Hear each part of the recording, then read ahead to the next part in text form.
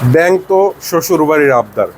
ব্যাংকে যাবেন, চাবেন আর লোন দিয়ে দেবে, খুব সহজ। আমি ভিডিওতে কিন্তু এভাবে বলি না।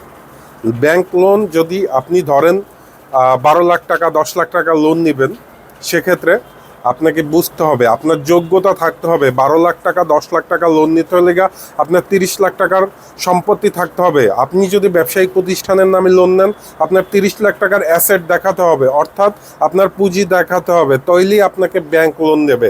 একটা জিনিস মনে রাখবেন, তেল্লো মাথায় সবাই তেল দেয়। আপনার যদি 10 টাকা থাকে, আপনাকে 3 টাকা ধার দেবে, অর্থাৎ ব্যাংকও এরকম। আপনি যদি লোন নেন 10 লাখ টাকা, আপনার 30 লাখ 20 লাখ টাকার আপনার পুঁজি দেখাতে হবে, প্রমাণ দেখাতে হবে, সঠিক ডকুমেন্ট, টিন সার্টিফিকেট, আয় ব্যয়, রিটার্ন, এগুলো দেখালেই আপনাকে ব্যাংক লোন দিবে। এছাড়া কিন্তু কোনো ব্যাংকই লোন দেবে না। আমি প্রত্যেকটা ভিডিওতে বলি যে ডকুমেন্ট যদি আপনার সঠিক হয়, তাহলে আপনি যদি লোন পাওয়ার যোগ্যতা অর্জন করেন, আপনি অবশ্যই লোন পাবেন। এই জন্য আপনাকে ব্যাংকের পিছনে ঘুরতে হবে না। আপনি যোগ্যতা অর্জন করলে ব্যাংক আপনার পিছে ঘুরবে। চ্যালেঞ্জ।